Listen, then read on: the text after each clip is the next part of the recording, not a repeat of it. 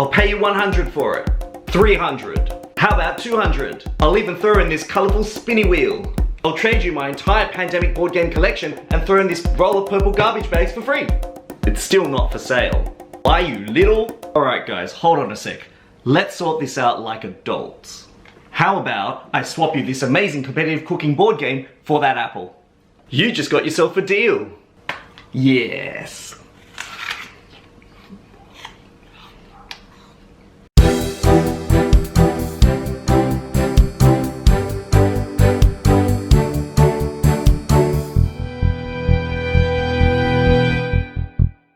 Oh, hello there.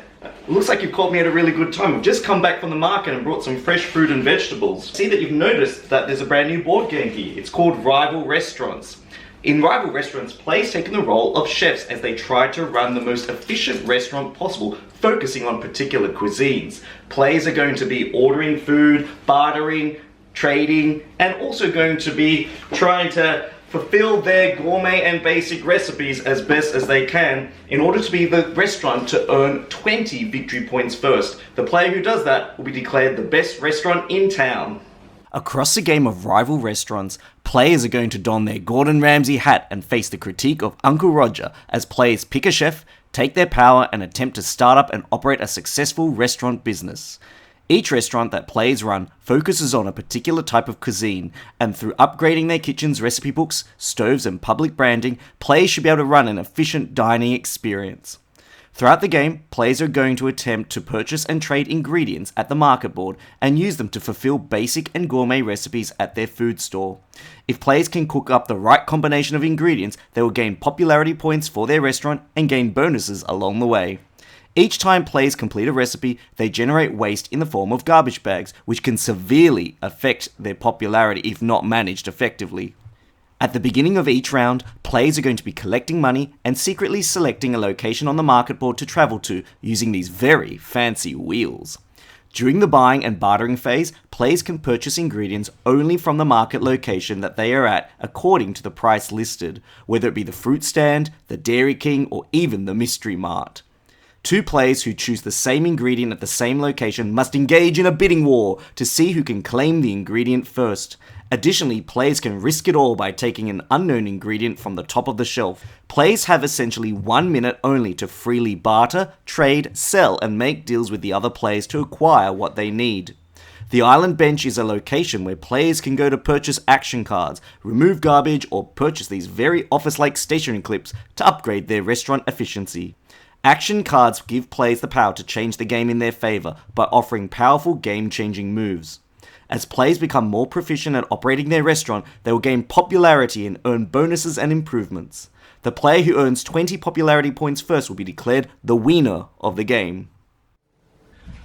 What really excites me about Rival Restaurants is the fact that players are constantly bartering, trading, and making deals to try and nab those important ingredients that they need to fulfill their basic and gourmet recipes. It almost feels like you're at a fruit market where players are shouting across the table to try and make the best deal for their own restaurant, and thus being able to fulfill the recipes that they need to get through. Now, the basic recipes only require 2 to 4 ingredients and are quicker to complete, but they do yield you less garbage, but net you only a small amount of victory points. Whereas the gourmet recipes tend to be a lot more complex in the number and the combination of the different types of ingredients that you need, in particular where you need to go around the market board, as well as netting you more garbage, but yielding you a lot more victory points, meaning that you can scale your restaurant ladder a lot more quickly. I guess having the freshest ingredients is pretty important for keeping those customers around.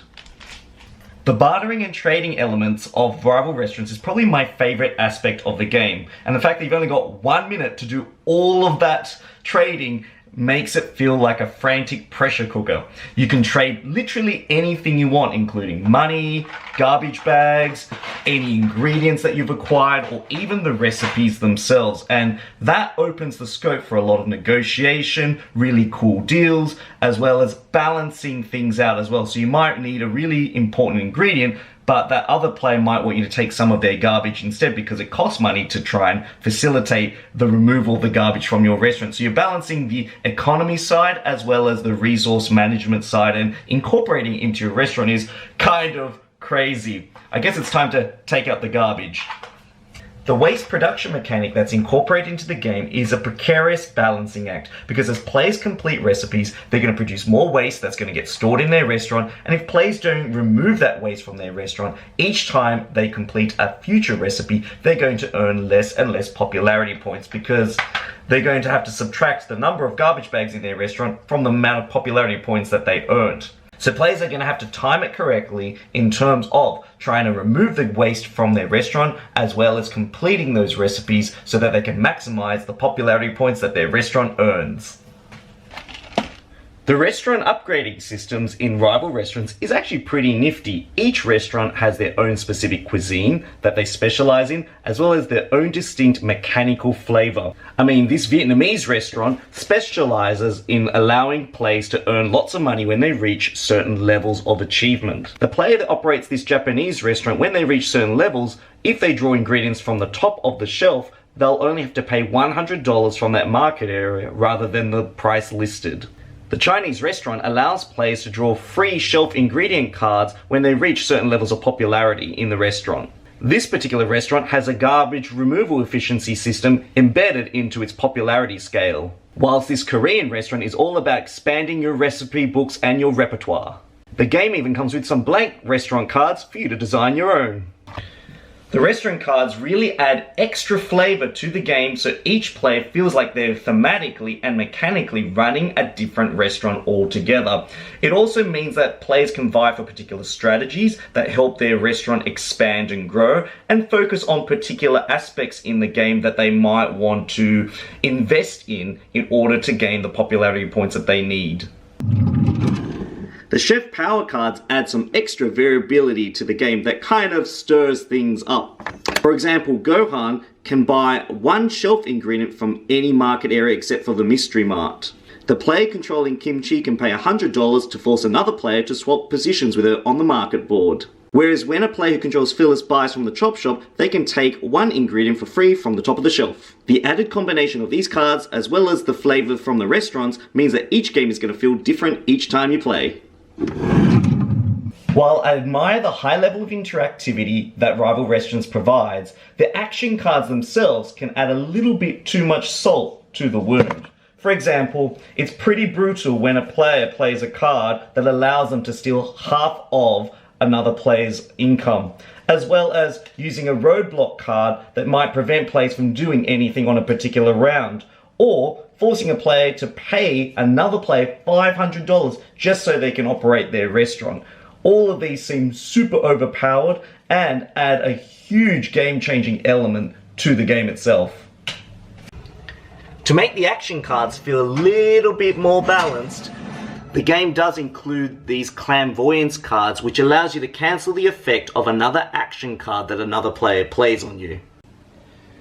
If your gaming group isn't particularly big on take that elements, then you can well and truly play the game without the action cards and put these on the ice.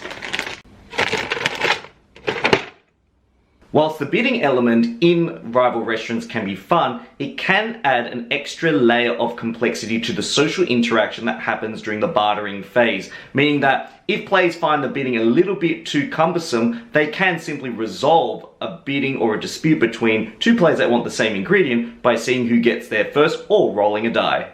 So in considering my final verdict, Rival Restaurants is a board game that definitely knows what it is. It probably falls more in the party and social gaming genre than in the midweight complex Euro genre. It definitely has a really full quirky theme that really plays to all of the little cooking puns that are out there. And the highly interactive nature of the game is probably what will draw people to it. Thank you once again for joining me for another Board Game Sanctuary review video. If you really like this video, don't forget to hit the like, subscribe, and share button. And if you want to see Board Game Sanctuary grow and support this channel, please consider checking out my Patreon page. Link in the description box below. Otherwise, this is Danny Sona. I'll see you guys soon in the near future. Don't forget to make sure your next board gaming session is an amazing one. Bye!